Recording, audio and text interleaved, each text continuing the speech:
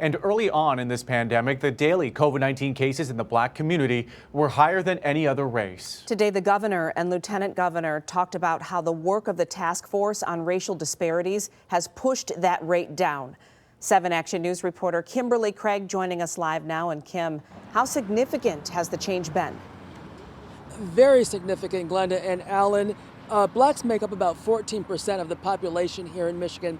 And early on in the pandemic, blacks made up 41% of the COVID deaths. That's now down to about 5%.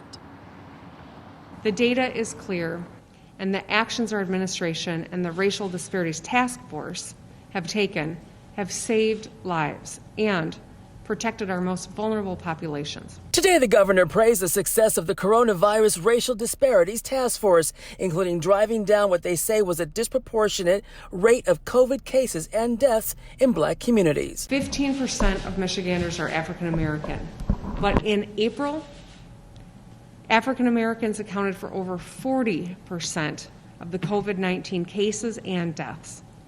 The task force, the Michigan Task Force on Racial Disparities, studied this issue and made quick recommendations about actions we could take to immediately address it and the historic and systemic inequities that underlie them. The task force released their interim report today, and the lieutenant governor highlighted their work in vulnerable communities, including adjusting testing protocol to include asymptomatic household members when any member is positive, increasing neighborhood testing sites, and everything from assistance with remote learning to free masks. We've been able to do things like provide grants to initiatives that will help ensure that these improvements for black communities are sustained by addressing things like food and housing insecurity, access to technology and the internet, and flu vaccination. The governor was also asked about restrictions on indoor dining at restaurants and the possibility of her extending it beyond the initial 3 weeks. As we get, I think, a few more days of information in our belts, we'll be in a much stronger position to really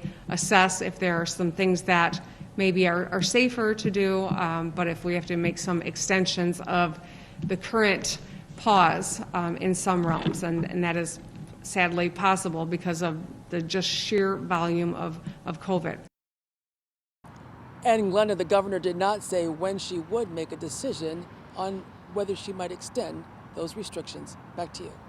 All right, Kim, thank you for the update. And tonight,